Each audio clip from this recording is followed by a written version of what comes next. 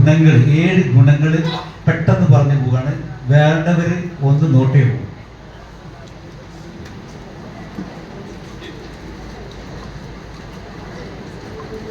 ഒരു ലീഡർ എന്ന് പറയുമ്പോൾ മാതൃകയാകുകയാണ്. ഇവിടെ പറഞ്ഞു മാതൃകയാകുക. നാം പറയുന്നതിന് മുമ്പ് അത് സ്വയം ജീവിതത്തിൽ നടപ്പിലാക്കണം. നമ്മുടെ സമയനിഷ്ഠയും അച്ചടക്കവും ആരോഗ്യകരമായ ജീവിതശൈലിയും മറ്റുള്ളവർക്ക് പ്രചോദനമാണ്. 2, പഠനം തുടരണം. Live as if you were to die tomorrow. Learn as if you were to live forever എന്ന് മഹാത്മാഗാന്ധി പറഞ്ഞു. അപ്പം നിരന്തരം പഠനം. എങ്ങനെയുള്ള പഠനമായിട്ടുള്ള ഒരു ട്രെയിനർ ഒരിക്കലും പഠനം അവസാനിക്കുന്നത് എന്തിനെക്കുറിച്ച്? ആരോഗ്യത്തെക്കുറിച്ച്, ഭക്ഷണക്രമത്തെക്കുറിച്ച്, വ്യായാമത്തെക്കുറിച്ച്, മാനസിക ആരോഗ്യം എന്നിവയെക്കുറിച്ച് നിരന്തരം അറിവ് വർദ്ധിപ്പിച്ചു കൊണ്ടിരിക്കുക. 3, സ്നേഹത്തോടെ ആശയവിനിമയം. ഞാനിവിടെ പറഞ്ഞു വരുന്നു. കൈൻഡ് വേഴ്സ് നമ്മൾ നമ്മുടെ വാക്കുകൾ ആളുകളെ ഉയർത്തുന്നതായിരിക്കണം. വിമർശിക്കുന്നതിനേക്കാൾ പ്രോത്സാഹിപ്പിക്കുകയാണ് നമ്മുടെ ഉത്തരവാദിത്വം. 4, സേവന മനോഭാവം. അംഗീകാരത്തിനല്ല, സമൂഹത്തിൻ്റെ നന്മയ്ക്ക് വേണ്ടിയാണ് നമ്മുടെ പ്രവർത്തനം. ഒരാളുടെ ജീവിതത്തിൽ ആരോഗ്യകരമായ മാറ്റമുണ്ടാക്കാൻ കഴിഞ്ഞാൽ അതാണ് ഏറ്റവും വലിയ പുരസ്കാരം. 5, ടീം സ്പിരിറ്റ്. ഒരാളുടെ വിജയം താൽക്കാലികമാണ്, ടീമിൻ്റെ വിജയം ശാശ്വതമാണ്. പരസ്പരം കൈകോർത്താൽ മാത്രമേ മെക്സവൻ കൂടുതൽ ശക്തമാകൂ എന്ന് അറിഞ്ഞിരിക്കുക.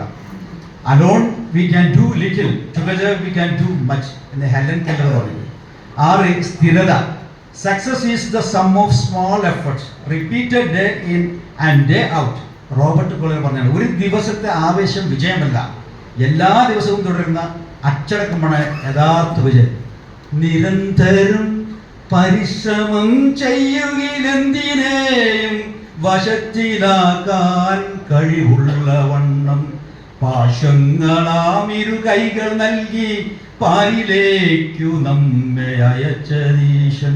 നിത്യാഭ്യാസി ആരെടുക്കണം? നിങ്ങൾ ഏത് ലോകത്തിൻ്റെ ഒരു വ്യവസായി ആവട്ടെ, ഏറ്റവും നല്ല പരീക്ഷ പാസ്സാവുന്നവരല്ല, അദ്ദേഹത്തെ പങ്ക്ച്വാലിറ്റി ആണ്. അതാണ് നേരത്തെ പറഞ്ഞത്.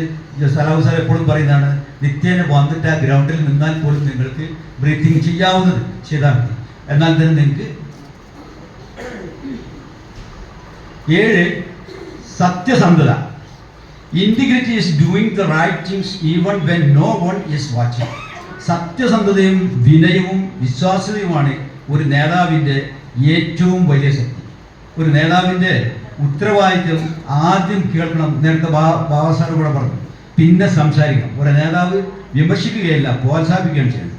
ഒരു നേതാവ് ഭയം സൃഷ്ടിക്കുകയല്ല, ആത്മവിശ്വാസം ഉയർത്തുകയാണ് വേണ്ടത്.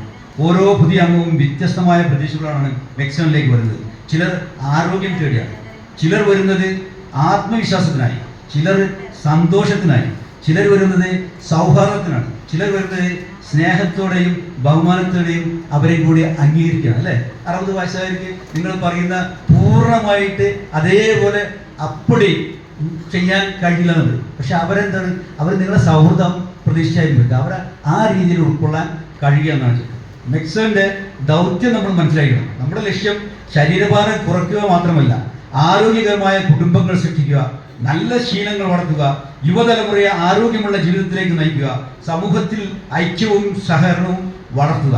പ്രചോദനമായ വാക്കുകൾ നമുക്കുണ്ട്. നമുക്ക് സമാപിക്കാം. അവസാനമായി പറയാണ്, പ്രിയ ട്രെയിനർ നേതാക്കൾ ശ്രദ്ധിക്കേണ്ടതെങ്കിൽ നമുക്ക് ഇന്ന് ഒരു പ്രതിജ്ഞ എടുക്കാം. ഓരോ ദിവസവും ഒരാളെങ്കിലും ആരോഗ്യത്തിലേക്ക് നയിക്കുക, ക്ഷണിക്കുക. നിങ്ങളുടെ യൂണിറ്റിലേക്ക് ഓരോ അംഗത്തെയും കുടുംബാംഗത്തെ പോലെ സ്നേഹിക്കുക. അപ്പോഴാണ് നിങ്ങൾ അവരെ കുടുംബം അവരെ വീട്ടുകാര്യങ്ങൾ അന്വേഷിക്കുക, സുഖമില്ലാത്തവർ പോയി കാണുക, അങ്ങനെ ഒരുപാട് കാര്യങ്ങൾ ഞാൻ പറഞ്ഞു. നിങ്ങൾക്ക് സേവനമാണ് നമ്മുടെ ശക്തി, ഐക്യമാണ് നമ്മുടെ അടിത്തറ, ആരോഗ്യം നമ്മുടെ സന്ദേശം. നമ്മുടെ പ്രവർത്തനങ്ങളിലൂടെ കേരളത്തിനും ലോകത്തിനും മാതൃകയാകുന്ന ഒരു ആരോഗ്യ പ്രസ്ഥാനമായി മെക്സവൻ വളരട്ടെ. അവസാനമായി, ഒരു നല്ല ട്രെയിനർ ഒരു പരിശീലനത്തെ മാറ്റും, ഒരു മഹത്തായ ട്രെയിനർ ഒരു ജീവിതത്തെ മാറ്റും, ഒരു യഥാർത്ഥ നേതാവ് ഒരു തലമുറയെ മാറ്റിമറിക്കും. ജയ് ഹിന്ദ്.